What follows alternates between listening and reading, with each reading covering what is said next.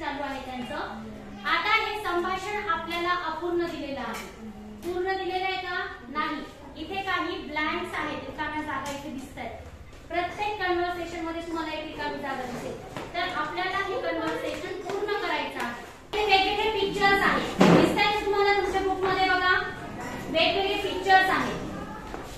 जो first picture आहे, या फर्स्ट पिक्चर मध्ये काय दिसतंय बघा बरं.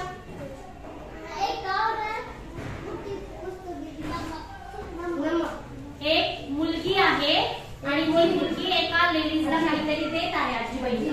हा, तर बघा मग आपल्याला एखादी व्यक्ती आपल्याला काहीतरी वस्तू देते. तर बघा त्या वेळेला त्या आजीबाई काय म्हणतायत? Thank you for the flowers.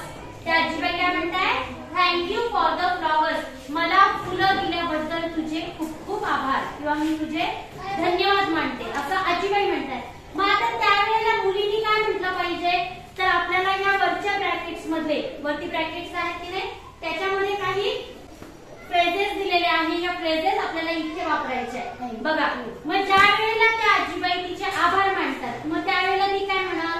की आजीबाई आभार मानण्याची काहीही गरज नाही. मग त्यासाठी इथे एक शब्द आलेला आहे, आभार मानण्याची काहीही गरज नाही. तर इथे बघा कोणतं आहे पहिलं? वाचा, वाच बाळा. काय म्हणते ती सांग बरं. वाच तुझ्या ह्याच्यात.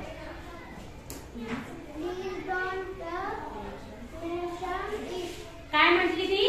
Please don't mention it. जर एखाद्याने आपले आभार मानले तर आभार मानल्यानंतर आपण त्याला काय उत्तर द्यायचंय?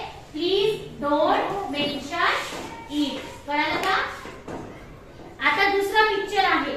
दुसऱ्या पिक्चर मध्ये काय दिसतंय रे? कोण सांगेल? Stand up. काय आहे या पिक्चर मध्ये? काय दिसतंय तुला?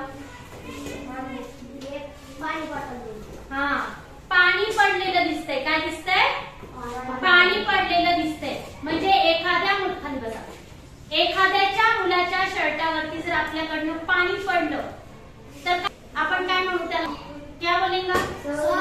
सॉरी म्हणेल. काय म्हणणार? सॉरी, माझ्याकडनं तुझ्या अंगावरती पाणी पडलं असं तुम्ही म्हणताल ना. तर मग ह्या वेळेला इथे लिहायचं sorry, I spilled water on your shirt. मला क्षमा कर, मी तुझ्या शर्ट वरती माझ्याकडनं पाणी सांडलं आहे. मग त्यावेळेला दुसरा मुलगा काय म्हणतोय? ज्याच्या शर्टावरती पाणी सांडलंय तो काय म्हणतोय? वाच ग, वाच. हे काय म्हणतोय तो?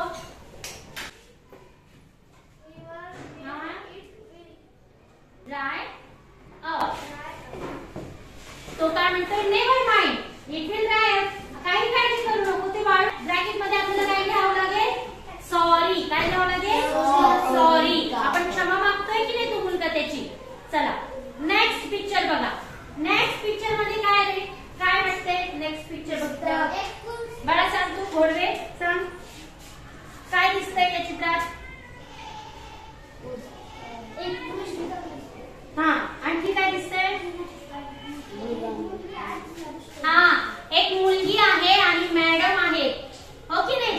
आणि ती मुलगी काय करते? मॅडमच्या मागे पुस्तक घेऊन चाललेली आहे. तुम्ही कसं आपल्या गृहपाठाच्या वह्या घेऊन येतात की नाही माझ्यासोबत, त्या पद्धतीने मॅडम सोबत ती मुलगी गृहपाठाच्या वह्या घेऊन चाललेली आहे. आता मॅडम तिला काय म्हणतायत बघा. Thank you so much for carrying the books. Madam तिला म्हणतायत की तुझे खूप आभार, तू माझ्यासोबत पुस्तकं आणल्याबद्दल तुझे खूप खूप आभार. मग त्यावेळेला मुलगी काय म्हणेल बरं? आता मी समजा तुम्हाला थँक्यू म्हटले एखाद्या गोष्टीसाठी, तर तुम्हाला काय वाटेल? हा, जसं तुम्ही वेलकम म्हणतात की नाही, म्हणजे आम्ही तुम्हाला जर कोणी थँक्यू म्हटलं तर तुम्ही वेलकम म्हणतात. पण त्याच्यासाठी दुसरा एक शब्द आहे, इट्स माय प्लेजर. काय म्हणतात? प्लेजर. मला हे करायला आनंद वाटतो. काय वाटतं तुम्हाला? काय म्हणता तुम्ही? मला हे करायला आनंद वाटतो. मॅडमचं काम करायला तुम्हाला आनंद वाटतो की नाही? मॅडमनी सांगितल्यावर मग तुम्हाला आनंद वाटतो म्हणजे काय? मग त्यावेळेला तुम्ही काय म्हणणार? माय प्लेजर मॅडम. काय म्हणणार? Pleasure madam. मग इथे हा शब्द आलेला आहे माय प्लेजर. माय प्लेजर शब्द तुम्ही इथे लिहिणार. आता शेवटचं पिक्चर आहे. शेवटच्या पिक्चर मध्ये काय आहे बघा बरं, कोण सांगतं? सांगता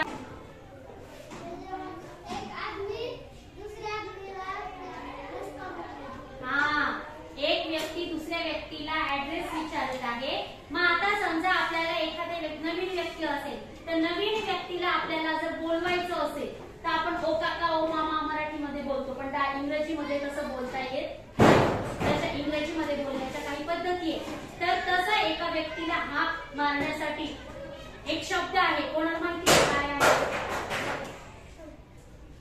कोणता शब्द आहे? हा, व्हेरी गुड. बघा काय शब्द आहे? Excuse me. शब्द काय वापरायचा आहे? Excuse me. Excuse me, can you tell me the way to gym?